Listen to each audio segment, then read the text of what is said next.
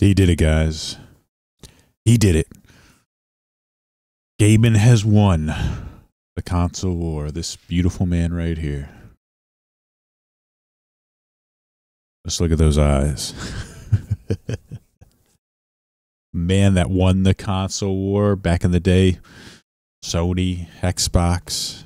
I mean, before that it was Nintendo, Sega. But this current generation, Sony, PlayStation, well, Sony, Xbox, Sony, Microsoft, Nintendo, has been going on for, gosh, a long, long time. But finally, one man emerged victorious, and it was none of those.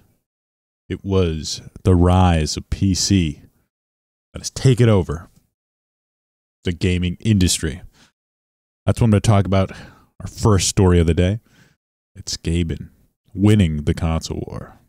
So let's look over here. This is from the Red Dragon. Microsoft CEO, we love gaming. We were number 3 and number 4. Now we think we have a good chance to be a good publisher. You know, we've been at gaming. We love gaming. In fact, Flight Simulator was created before even Windows. But we were number 3, number 4. And with now Activision, I think we have a chance of being a good publisher, quite frankly, on Sony and Nintendo and PCs and Xbox. And so, yeah, we're excited about that acquisition closing. I'm glad we got it through. But I think each category by category is the view. All right. So here he is. They want to be a publisher. They want to focus a lot of their energy on publishing. And then a Red Dragon has a follow-up here. There's a, I don't know if he's like super anti-Xbox fan or Xbox fans give him crap, but look at this. Rumors are swirling that Microsoft has been considering bringing some Xbox exclusives.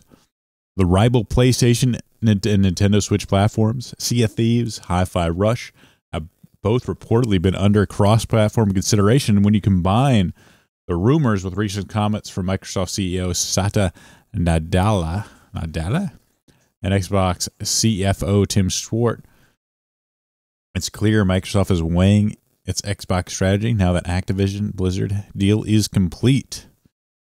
Wells Fargo Summit in late November, Schwartz detailed that what he described as a bit of a change of strategy for Microsoft Gaming, a division that houses Xbox and Microsoft's overall gaming efforts.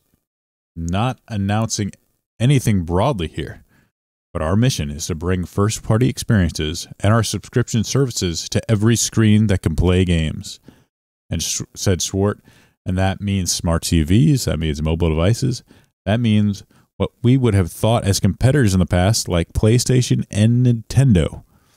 So, exclusives are out for Microsoft. Well, maybe not completely, but you can definitely see the direction that they're heading. They don't want to put all their eggs in one basket. Let's get as many, let's take, these IPs that we have, lucrative IPs, and rather than trying to kind of leverage them into selling consoles, hey, we'll just sell it wherever we can. Let's get as much money as we can out of these IPs. Of course, now that they bought Activision Modern Warfare, you'd be crazy to try and make an exclusive, to try and sell consoles with that. Why not put it out on everything you can and sell as much software as you can? Especially with the cost of these games nowadays, that's almost what you need to do. Like trying to, I guess before, like trying to get like a $200 million game and then put it on an exclusive console to try and sell that console, well, in the hopes, like I don't think you'd be able to recoup your money just on one console.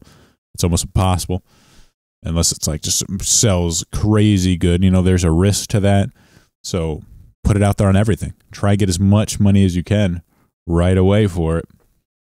It seems to be the deal. And I have to assume that with marketing efforts, the marketing cost of these games, which wasn't factored in to that $200, if you remember the story from last week, I believe it was, about the cost of AAA games. I think it might have been in there or the week before, but with things like New Horizons or Last of Us costing $200 million to develop, the idea that you'll be able to make that money back, even on like Last of Us 2, which I don't know if it's PC. They released it on PC, but it was a PlayStation exclusive.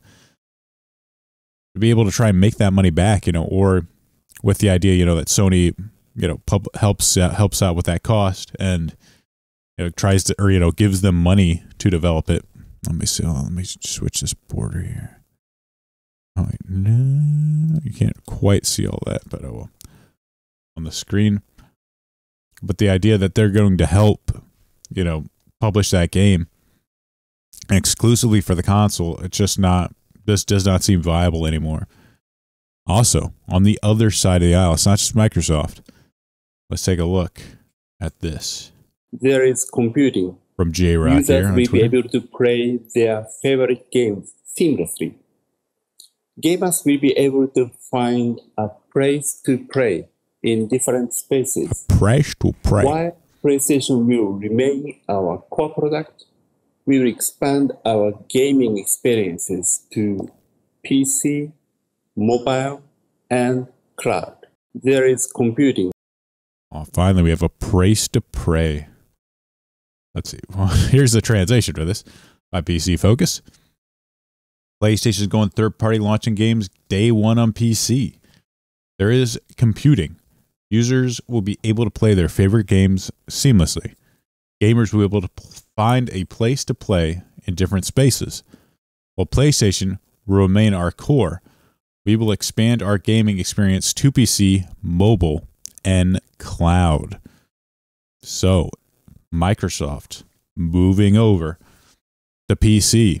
Well, expanding over into PC, potentially Nintendo and PlayStation with their games, and of course with Activision Blizzard's. When you have like Diablo 4, when you have Modern Warfare, of course you're going to release it on every platform you can. They're just huge juggernauts of franchises. Overwatch, all that stuff. And of course, PlayStation even saying like, hey, day one, we want their stuff out on PC. It's just the smart business move to do. Like trying to make it exclusive is just cutting down the potential sales in the software. And I guess they just do not see the benefit to using games to try to sell consoles anymore. They're just, going to have their exclusives. I mean, like they want to be like the console in your home, but they don't. I think they're kind of realizing that a lot of PC players don't really care about console exclusives all that much. They're going to play on their PC, and that's it. So, hey, we'll be that console in your home where you want to play on the couch, and you'll have your PC if you want to play it on PC with the best hardware available. Often, a lot of times, this stuff is going. The hardware in consoles goes or even releases slightly out of date from the best stuff. So being able to play it, being able to mod it, there's a lot of great benefits to playing on your PC.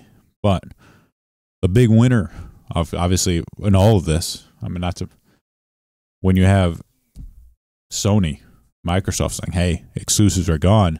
It's Steam, baby. It's PC. And of course, on PC, there is no bigger publisher, no bigger game market than Steam. Well, I guess Steam's not really a publisher, but there's no other place to get your games besides Steam, practically. Let's take a look at these statistics on Steam. This is from 2020. This is Enterprise Apps Today by Barry Eld. This is this was updated September 17th, 2023. This is pretty crazy. Surprising Steam statistics here. More than 50,000 games are available on US Steam. Steam accounts for 50% to 70% of all PC game downloads around the world. That is an insane market share for PC games. Steam is widely the most used video game distribution platform in the world, with around 75% of the global market. It attracts approximately 20 million gamers every day. Holy smokes. There's in April 2019, there was 1 billion Steam accounts. I mean, this is just insane market dominance in the PC space. Steam controls them. Pretty much everybody knows that. There's also, here's another account. This is from Substack. Game Devs Report. This is by I guess Dmitry, no, Bizhonikov. Sorry if I butchered your name. It's Russian. This is Global PC Games Market Report 2024. 2023 was a record year for Steam. Games worth $9 billion were sold, excluding microtransactions. This accounts for more than 58 million copies, with almost 14,000 games released. Platform's peak concurrent users, CCUs, exceeded 33.6 million. Look at this. You can just keep it going up and up and up. I mean, 2019 to 2020, huge jump. I think it was COVID pandemic, but it's going up even more. This could also just be inflation. Inflating these numbers. It seems 61% of Steam's total revenue was from sales were distributed among top 10 games. This is an interesting graph where you see, like, and I guess that is one of the interesting things about Steam, or maybe that's just interesting in general, but I guess that's kind of like a Pareto principle type of thing. Let's say 61, 80, 20. Top 20% is probably 80% of total revenue. In this case, top 50, let's see, top 10 games are 61, top 50, 85% of the total annual revenue. Some could say that, Steam is sort of funneling people into, top games, like it's only the top games that get it. I'm not 100% sure, like I said. I mean, you look at the Pareto principle, it's something that shows up all the time. So the idea of, the top 20 games accounting for 80% of the revenue, or around 80%, that could just be, the way things go. It's like kind of like the way people kind of buy games, where it's like, something becomes a cultural hit, everyone buys it, it kind of captures the casual market. We're going to be talking about another one that's kind of like really hit off at the start of the year here. That's later in the podcast. I see Baldur's Gate, Hogwarts Legacy, Lethal Company, Subs of the Forest, Starfield leaders on Steam in terms of numbers of copies sold. He's excluded free games from this. I mean, look at this. Baldur's Gate, Hogwarts Legacy, Starfield. This was pretty amazing to see. Top 10 release games in 2023 by units and revenue. With the idea of a Lethal Company, a game made by one person, selling this much. It's just insane. Top 25 releases by full game revenue by units. So selling, like, Lethal Company selling a ton of units, but we go in revenue. Lethal Company sold 8. Baldur's Gate, Hogwarts Legacy, Starfield, Resident Evil 4, Sons of the Forest, Armored Core, doing really well. Good to see. Good to see this was successful. Really enjoyed that game. Lethal Company, again, made by a single person, having almost $52 million sold. Amazing. You can see just absolute dominance of Steam and certain games on it. This definitely bodes well for our friend here, Gaben, who controls. I mean, they're really the only people that seem to be holding on to exclusives or plan to hold on to exclusives in the current time is Nintendo. Nintendo, I think, more and more is going to be relying on their first-party games to sell their consoles. And now, of course, with the Steam Deck out, their sort of Switch might be competing with Steam. And they're just giant categories of games. I'd have one commenter comment in a clip about the Steam, or the new Switch being $400, and I kind of mentioned the Steam Deck, that Steam isn't quite, or developers aren't quite optimizing yet for the Steam Deck. So it's mostly when they put out PCs, they're making it for a PC, probably with higher end specs in mind than the Steam Deck. I know the Steam Deck has certain hardware that kind of makes performance harder, or has to be optimized specifically for the Steam Deck. But I can definitely see, as a PC gets more and more games, more and more exclusives that were Xbox and Sony coming to PC day one, the Steam Deck is becoming more and more of an option, more and more a consideration for these developers. So I don't think Nintendo will be in trouble, but it'll definitely be, PC may be Nintendo's main competition now in the sort of like mobile console market. And of course, in the PC market, there really is no competition. It's all Gaben.